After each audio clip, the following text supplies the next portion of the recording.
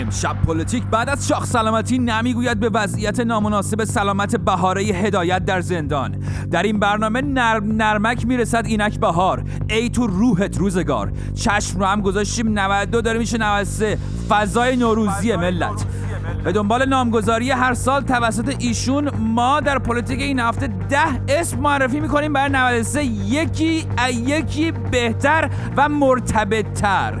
حامد نیکبی اینجاست. آقای نیکبی موزیسین است و از حزن و اعتراض در موسیقی میگوید. در اینجا ما اعلام میکنیم که در انتهای این برنامه پلیتیک هفته را کاترین اشتون میزند و تازه ما ازش حمایت هم میکنیم.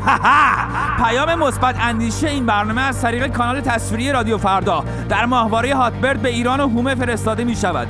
32مین قسمت پلیتیک از همین الان با سلام و صلوات شروع می شود. ملت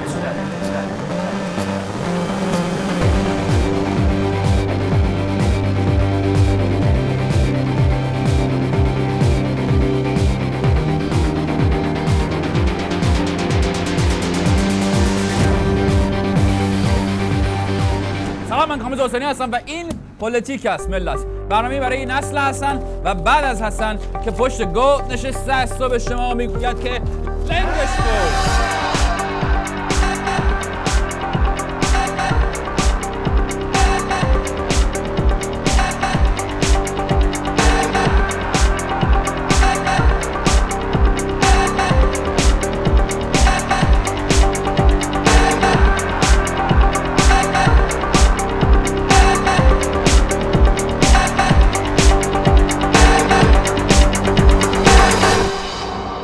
هر سال آقای خامنه‌ای یک اسمی برای سالهای مختلف میذارند. مثلا در سالهای گذشته ایشون سالها رو اینجوری نامگذاری کردند: 89. من امسال رو به عنوان سال همت مضاعف و کار مضاعف نامگذاری میکنم. یا مثلا این: من این سال رو سال جهاد اقتصادی نامگذاری میکنم. یا مثلا این یکی: شعار امسال بنابراین تولید ملی، حمایت از کار و سرمایه ایرانی. بله این هم بود. البته سال 92 رو به عنوان سال حماسه سیاسی و حماسه اقتصادی نامگذاری میکنیم. امسال خیلی سرشون شلوغ بود. هسته و احمدی نژاد رو بندازه بیرون و خوشبین نیستن ولی مذاکره کنین و اینا. برای همین ما تصمیم گرفتیم پیرو بحث سازندگی و کمک 10 اسم پیشنهاد کنیم برای آقای خامنه‌ای، برای کمک به ایشون، کمک به وطن و کمک به اینا. و خلاصه ما پیشنهاد میکنیم که در سال 93 آقای خامنه‌ای سال رو چه نامگذاری کنند. این هم پیشنهاد 10. همون اول سال تو مشهد خیلی مؤدبانه و متین آقای خامنه‌ای به اسرائیل فرمودند که اگر غلطی از آنها سر بزنه، از اونها یه همچین که اگر غلطی از آنها سر بزند، جمهوری اسلامی تل آویو و حیفا رو با خاک یکسان خواهد کرد. با این شروع طوفانی من میگم آقا سال 93 رو بذاریم سال غلط کردن افراطی. بالاخره تا آخر سال یکی غلطی میکنه دیگه نمیکنه. نکردم خدا بزرگه، بالاخره روزی رو میرسونه. خیال کردیم ما اینجوری؟ نه. یک ماه بعدش ایشون در یک نشست مهم با مدعای کشور دیدار کرد و گفت اسم امسال رو بذارین سال روزخونی بحرانی آقای خامنه‌ای. اصلا همون جاش که شما گفتی من خودم هم روزخونم، از اون به بعد دیگه یه دفعه هفتیر تمام مدعاها در اومد. مشکلات مملکت خود به خود حل شد. تو همین 6 و 20 بدیم که دوباره یه ماه بعد از اون حرفی که ایشون قبلا زد یه دفعه آقا در دیدار گرم و صمیمانه اومد و گفت که همیشه جنجال میکنن، همیشه جنجال میکنن، همیشه سعی میکنن، همیشه هم تو دهنی میخورن. اصلا اسم امسال رو بذارین سال همیشه سعی، همیشه فکا پایین. الان 35 ساله همه یا دارن سعی میکنن از ما تو دهنی بخورن یا اگرم سعی نکنن بالاخره ما سعی خودمون رو میکنیم که تو دهنی یکی بزنیم. خلاصه این دفعه آقا خودش چیزی نگفت ولی یکی داشت زنگ آخر پیشش انشای آخرش رو میخوند. آقا هم همین جوری بر دور از جون داشت نگاه. علت این توفیقات چیست؟ چرا ملت ایران اینقدر توفیق داره؟ آقا اسم امسال بذار سال توفیق زورکی. ما هم که بالاخره تهش باید قانع بشیم که یه عالمه توفیق داریم که دلیلش رو نمیدونیم. واقعاً واقعا من که نمیدونم، واقعا شما ملت به این فکر کنید که چرا ملت ایران اینقدر توفیق داره. چرا؟ آقا سال گذشته در دیدار با شاعران خودشکفته این عبارت‌های موزون رد و بدل شد. آقا حتی به نامحرم نگاه هم نکرد. من برای دلیر کوچک خود تا قیامت چه کامه میخوانم، توی گوشت به جای لالایی بعد از این شاهنامه میخوانم. پیشنهاد ما اینه که آقا اسم این سال بذار سال توی گوشت من چکامه حماسی شاهنامه سیاسی. اصلا آقا ما از هر گونه تلاشی برای اینکه کسی توی این مملکت شر نگه ولی به جای شعر بگه استقبال میکنیم. نگه شر، بگه شعر استقبال میکنیم. امسال باشه، سال دیگه باشه، سال به سال دریق از پارسال فقط نباشه. شاهنامه تو گوشم میگه. آخه چه حرف سکشوالی داره میزنه نه؟ آره. ما فهمیدیم آقا آش خالت بخوره بادی نخوره بده. آش حرف زشت، فوش قرار مادره، یا همون مثلا حرف زشت بهش حرف. خلاصه اینکه آقا گفت آش، تلویزیون ایران پخشش نکرد. کاسه های داغتر از دنبال آتش افروزی. پیشنهاد ما اینه که آقا اسم امسال و سال 93 رو بذارین سال کاسه های داغتر زندگی بدتر. یه کاسه آش با جاش هم بگیرین دستتون تا آخر سال بخورین. وضع همه خوب. 4 در سال 92 مقام معظم رهبری فرمود برخی از اونچه که در سفر نیویورک پیش آمد به نظر ما به جا نبود. بیاین اسم امسال بذارین سال تماس به جا، سفر جا به جا. ایران کشور آزادیه دیگه، هر کی هر جا دلش خواست بره، هر کی هم به هر کی عشقش کشید زنگ بزنه، به هر حال پیش میاد. بعضیش به جای، بعضیش بی جا، بعضیش هم دیگه جا به جای. های 20 جا به جای. آبان سال 92 همشه یه نیم ساعت مونده بود مذاکرات ژنو شروع بشه. آقا با تربیت و ادب خاصی در مورد اسرائیل فرمود از دهان نحس نجس سگ هار منطقه. سال 93 رو بذارین همین سال رفع هاری سگ هار نحس نجس فلان. از این زیباتر هم مگه داریم؟ در حد اون آقاست که لقمان حکیم ازشون بیاد یاد بگیره، ادب یاد بگیره. قافیه هم داره، سال با قافیه، سال رفع هاری، رفع نحس فلان حرفا. میشه رو دیوارهای شهر هم نوشت چنگانه سوز.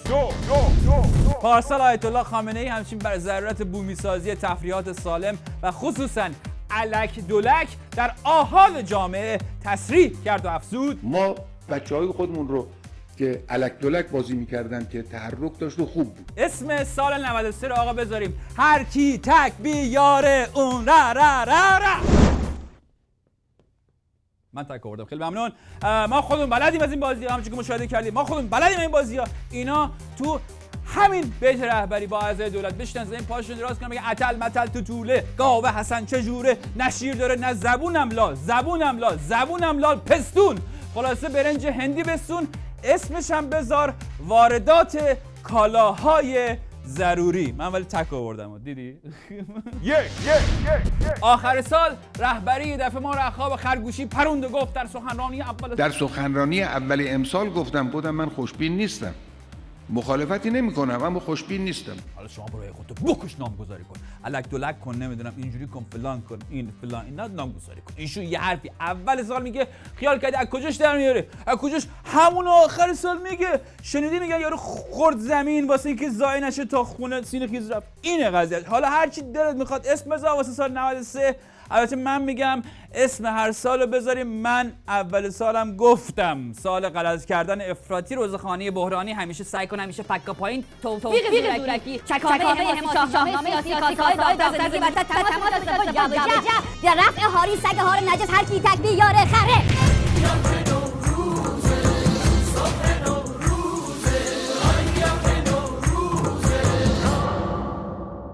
بینندگان عزیز، نرمک میرسد اینک بهار، ای تو روحت روزگار. چشم رو هم گذاشتیم و 92 داره میشه 93 و عرض کنم که اصلا مهمتر این که حواستون باشه لحظه سال تحویل چیکار میکنین، کجایین، با کی هستین، چجوری هستین، در چه پوزیشن موقعیتی هستین و چرا. ما بچه که بودیم به اون میگفتن لحظه سال تحویل هر کاری کنین تا آخر سال روی اون کار میمونین. ما باور نمیکردیم ولی بعداً دیدیم بیرا هم نمیگن. یه فامیل داشتیم، حالا بذار من خاطره عرض کنم خدمتتون. یه فامیل داشتیم ما لحظه سال تحویل تو دشویی بود تا آخر سال گلاب بره چون بله. یا مثلا خود بنده چه جای راه دور بریم فامیل چرا خود بنده یه خاطره دیگه عرض کنم خدمت. خود بنده یک سال لحظه سال تحویل من یادمه، خدا به سر شاهده، من یادمه که من دنبال هی گفتم بدو سال تحویل شد، من دوباره لنگج راه هم میگشتم تا آخر سال پیدا نشد و اینا. خلاصه تا آخر سال همش لنگه یه چیز تو زندگیم نبود، دنبالش بودم، دنبال یه لنگه چیزی بودم. خلاصه حواستون باشه دیگه، این برنامه‌ای که دوست داره سازنده باشه، حواستون باشه خصوصا مسئولین مملکت که البته گلاب براتون هواشون هست ولی خب این خیلی مهمه که حواسشون باشه دارن چیکار میکنن لحظه سال تحویل. اساتید محترم، تماشاگران شعورمند، مسئولین خستگی ناپذیر، این برنامه از این پس فقط خیر شما و ملت ایران رو میخواد و بس. و برای همین از همین لحظه رویه خودش عوض میکنه و با نگاهی سازنده پیشنهادهای عملی به مسئولین میده که در لحظه سال تحویل چجوری چیکار کنن تا آخرش همونجوری چیکار کنن و مملکت گلستون بشه، ما هم کمتر فریاد بزنیم این پلیتیک است ملت و به جاش مثلا بگیم این پلیتیک است ملت. اولین مسئول آقا بده بیاد. بله، حسن روحانی همونجوری که مشاهده میکنید این اولین مسئول مملکتی است که خدمت شما معرفی میشه، پلیتیک روحانی رو معرفی میکنه و از ایشون میخواد که لحظه سال تحویل این گونه نباشد. باید آستانه تحمل برای تحمل همدیگر را بالا ببرید. دولت بر این وعده‌ای که به مردم داده است تا آخر ایستاده است. آقای روحانی شما موقع سال تحویل به جای اینکه حرف بزنی این حرفا رو بزنی عمل کن. یعنی ما پیشنهاد میکنیم که شما هر کاری داری میکنی اون موقع لحظه عملشو بکن، اون لحظه بمون روش. یعنی مثلا به جای اینکه اگه نشستی مثلا آجیل اونجاست و اینا اگه میخوای تعارف کنی میگی مثلا بفرمایید آجیل، به جای این دست تو جیبت بکن یه مش آجیل بده مملکت باشد که تا آخر سال همینطور چپ و راست دست کنی تو جیبت عمل کنی. بعدی رو بده بیاد. بابا کیه؟ بله بینندگان عزیز، همونجوری که مشاهده میکنید جیم ظریف پلیتیک ظریف رو معرفی کند و از اون میخواهد که لحظه سال تحویل اینگونه باشد. این یکی رو ما میخوایم که اینگونه باشه. We condemn the killing of innocent people, whether it happened in Nazi Germany or whether it's happening in Palestine. One crime, however heinous, and Holocaust was a heinous crime, it was a genocide, it must never be allowed to be repeated. آقای ظریف شما موقع سال تحویل آقا یه حرف اینجوری بزن، یعنی یه حرف حساب بزن. اون آقای اولی باید عمل کنه ولی شما از این حرفا بزن، در عرصه بین‌المللی هم بزن تا ان شاءالله تعالی تا آخر سال همینطوری به زبان‌های بیگانه و آشنا حرفایی از دهن وزیر امور خارجه ایران در بیاد که آبروی یه ملت نره. ارواح پاک دولت احمدی نژاد جماعتی صلوات نفر بعدی رو بده بیاد. این کی؟ اوه شریعت مداری آقای شرمنی شما در همون لحظه سال تحویل همون لحظه که گفت مثلا آغاز سال 1000 و فلان، شما همون لحظه هیچی نگو.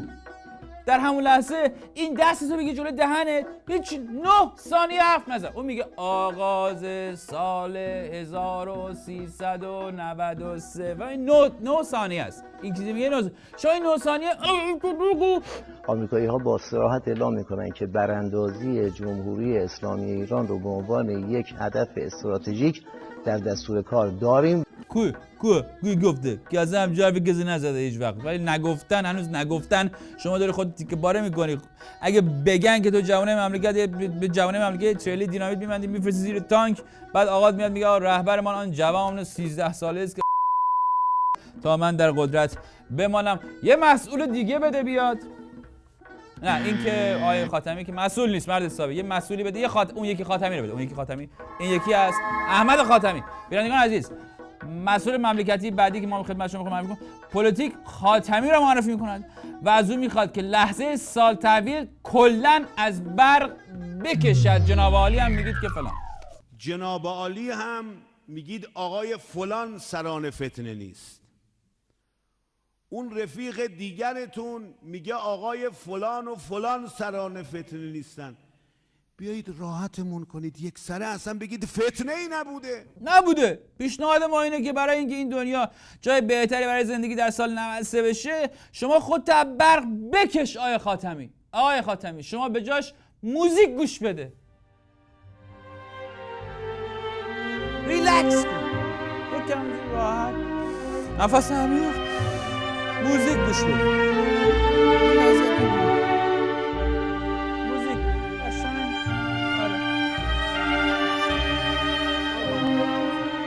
آره موزیک بعدی رو بده بیا.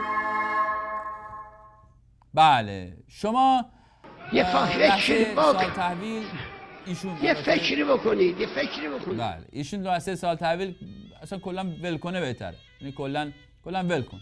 مثلا ول کن، این داره میگه لحظه فلان، شما اون برا نگاه کن. یعنی یه کار اصلا ول کن، شما اصلا کوتاه بیا. پلیتیک تقدیم میکند یه فکری احمد جنتی. یه فکری بکنید. ببخشید چی گفتین یه بار دیگه میشه؟ یه فکری بکنید. از این میگذریم، ایشون هم باید بگذرن، ما میگذریم. ولی در اینجا پلیتیک میخواد یکی از مهمترین مسئولان ایرانی رو الان معرفی میکنه خدمت شما که عدد چندی است. ایشون در کشور دوست و همسایه سوریه مشغول مأموریته. ایشون از طرف ایران رفته اونجا رئیس جمهور سوریه شده، بشار اسد. ایشون یه سری تفریحات ناسالم دارن که ما همین اول بهتون نشون بدیم. تفریحات ناسالم اسد رو لطفاً به مردم نشون بدیم.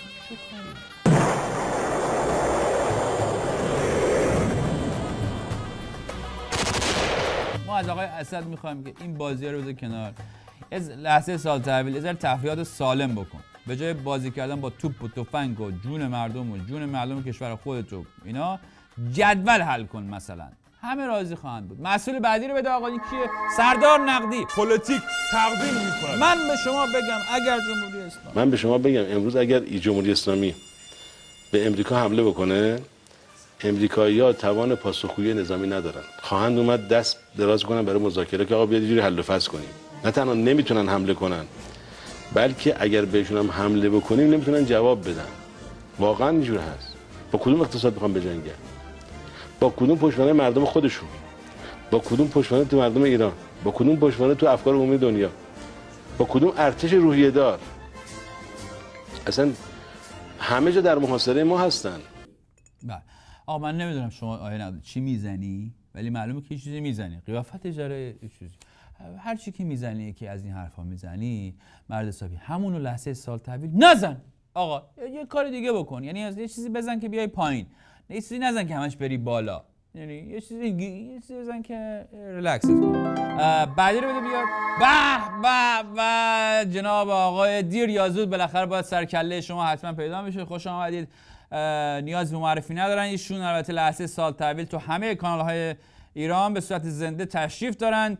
پیشنهاد ما اینه که امسال ایشون نره تو تلویزیون. این همه شما آقا دارید زحمت میکشید، آیت الله خامنه‌ای صبح تا شب نظام دفاع میکنه، حقوق مسلم جان حفاظت میکنی، کل قوا رو قوه میدی، فرماندهی میکنی. شما یک استراحت کن لحظه سال تحویل، شما بگی بخواب راحت، برو تخت، چراغ خاموش، چشاتو ببند، نیم ساعت به هیچ چی فکر نکن. آروم یواش، هیچ چی فکر نکن که بقیه سالم نباشی.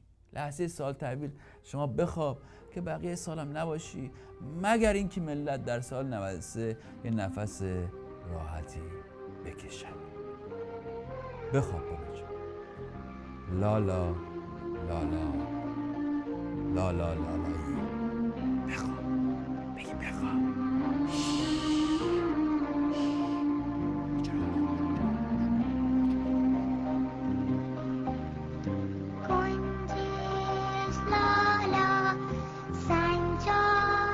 لالا آمد و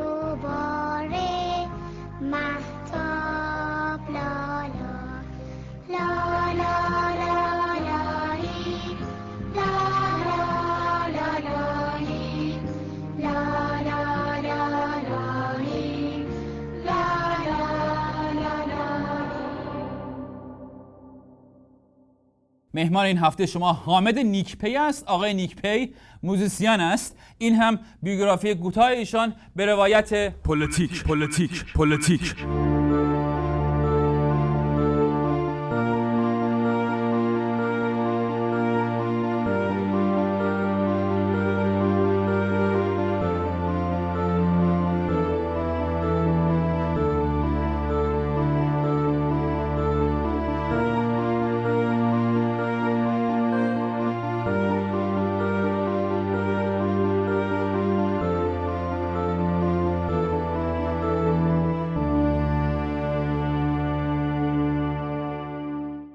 نوع موزیکی که تو میزنی به نظر میرسه که موزیکی نباشه که در ایران بخواد غیر قانونی یا غیر مجاز باشه. اینجا چیکار میکنی؟ چرا اینجا موزیک میزنی؟ اگه شما فهمیدی ما نه نه من تلاش میکنم بفهمم. نه ببین داستان یه سفر بوده، حالا سفر یهو طولانی شده و من خوش گذشته موندی دیگه. خوش که خدا نصیبش که زیاد نکنه. ناراحتی از چیزی ها؟ نه من اصلا کلا آدم ناراحتی هم دیگه میدونی. کلا آدم ناراحتی هست؟ نه شوخی میکنم. نه ناراحتی از چیزی؟ ظلم شده در حقت جایی؟ نه نمیذارم. آره. اصلا تو هر چیز ظلم بهم بشه، موسیقی رو با زحمت روش کار کردم و همه دوستانم که با من کار کردن میدونن که من آدم سرسختی بودم و پای همه زیرابزنی‌ها و داستان‌ها وایسادم. با کی حال نمی‌کنی تو؟ من چرا از من شروع می‌کنی؟ بزن کیا با من حال نمی‌کنه. اعتراضی نداری تو؟ من برای اعتراض نیومدم اینجا، ولی در صدات در صدا یه جیغایی میکشی که توش اعتراضی هست. آره اون که از اون چیه؟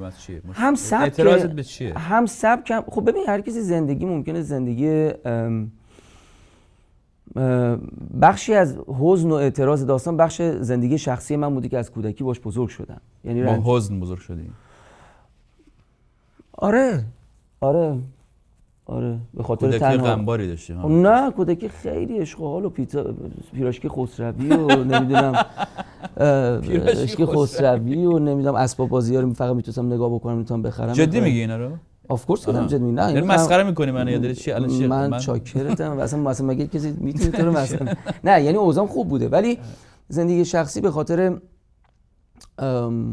تنهایی که بزرگ شدم، خب به خاطر نداشتن پدر، به خاطر اینکه با مادری که همیشه بیمارستان صبح تا شب زحمت میکشید، اون بخشاشه که من فکر میکنم اون تاثیرگذار بوده که همش با خودم بودم. یعنی وقتی که بالا خواهر برادر نداشتی یا داستان نداشتی، به تمرکز رو خودت بود. ولی بخش دیگهش موسیقی قلندری بودش که مثلا در موسیقی مقامی یا موسیقی خانقاهی یا موسیقی این اسما رو که میگم نه صرفا من عضو مثلا یک فرقه یا چیزی باشم. درویش که نیستی؟ نه درویش نیستم، ولی تو خانقاه ها به خاطر اینکه یک مکانی بود اون موقع که مثلا بچه‌ها بخواستن اجرا بکنن میرفتی اجرا میکردی و تجربه‌تو میکردی.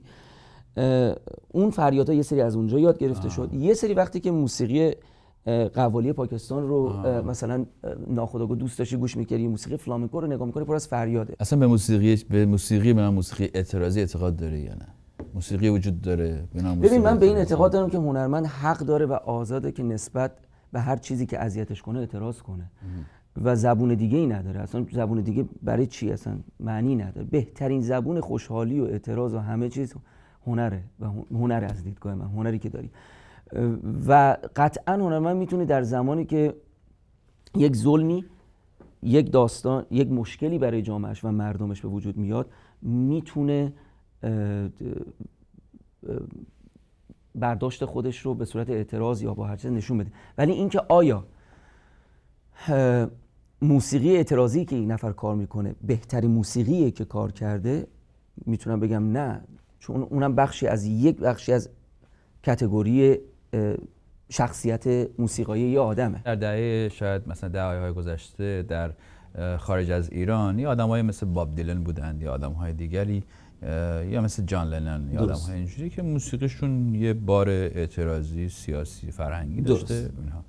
آیا فکر میکنی که باز هم امکان به وجود آمدن آدم‌های اینجوری در دوره معاصر ما وجود داره، یا اینکه دوره اون موسیقی تموم شده و دیگه نمیشه پیام‌های مستقیم اونجوری رو 100% میشه و داده و زمان خودش رو داده، ولی اینکه آیا موندگار میشه و همیشه به خاطر میمونه و همون تراوتش رو داره رو مطمئن نیستم و نمیتونم بگم همیشه. ولی در اون موقع موسیقی بزرگترین و از دیدگاه من یکی از بزرگترین و محرکترین عامل اعتراض بوده به نظر من. بعد فکر میکنی که موزیک تو از اون موزیکایی که ماندگاره میمونه؟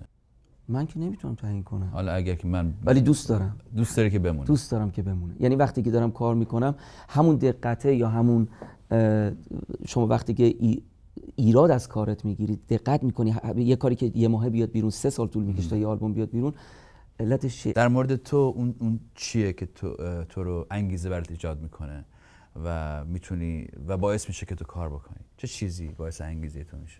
من فکر میکنم هنرمند وقتی که در طول یک زمانی مخاطب پیدا میکنه، نظر شخصی خودم رو میگم، مخاطب پیدا میکنه، یک وظیفه و یک مسئولیتی رو دوشش قرار میگیره که هر بار که عشقی رو دریافت میکنه، هر بار که احساسی رو دریافت میکنه، دوست داره اونها رو یه جوابی بهشون پس بده، دوست داره که زنده نگه داره اون رابطه ای رو که اون رابطه هست بین من و مخاطبم، بیشترین انگیزه‌ایه که به من این حس رو میده که من کارم رو ادامه بدم. و زمانی هم که این فکر رو میکنم هیچ برنامه‌ای براش نمیریزم که این کارو بکنم. اینو دیگه به طور خودجوش باور کردم که این وجود داره، این معاشقه‌ای که بین من و مخاطبم و دنیای بیرونم وجود داره، این جایی رو که برای خودم باز کردم و دلم میخواد این سنگ رو حفظش کنم و تا آخرش برم و این علتشه. آخرش کجاست؟ دیگه مردن دیگه. مردن رو صحنه. خب حامد خیلی ممنون که اومدی تو برنامه این هفته. مرسی از تو. تشکر میکنم.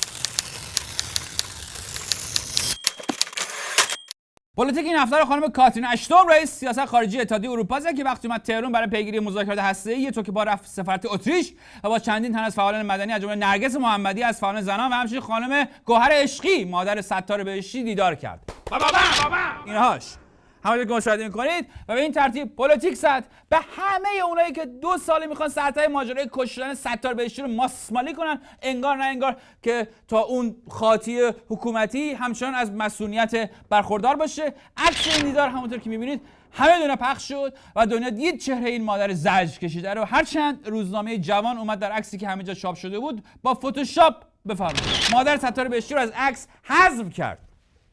بله اینهاش. اما چون این عکس‌ها رو همه دنیا دیدن باز تغییر در واقعیت داده نشد. ما در این برنامه یا آفرینم به مادر ستار بهشتی و همه مادران عزادار برای همه پیگیری‌ها و استقامتشون میگیم و اینکه پلیتیک نمیخورن اینجور آدما از هیچ کسی. پلیتیک کاترین اشتون به جمهوری اسلامی تاریخی شد. این پلیتیک مثبت بود، ما اینجوریش هستیم. اینجوری پلیتیک بزن بهره کسی، اگه میخوای بزنی بزن، ما اینجوریش هستیم. این بود برنامه این هفته پلیتیک. من کامبیز حسینی هستم. ما هفته دیگه که عیده و هفته بعدش برنامه جدید تولید نمی‌کنیم و از بهترین های برنامه‌های گذشته‌مون برای شما پخش می‌کنیم، میریم مرخصی و بعد از 13 به در برمیگردیم تا هفته اون بعد از اون 13 به در. پلیتیک نزنیم به کسی، اگه میزنیم مثبتشو بزنیم، خوشبین باشین، چرا که دنیا نه جای زانوی غم هست و نه ارزش داره. پلیتیک هر جمعه کانال تصویری رادیو فردا در ماهواره هاتبرد 10 شب تهران. همه چی رو گفتم.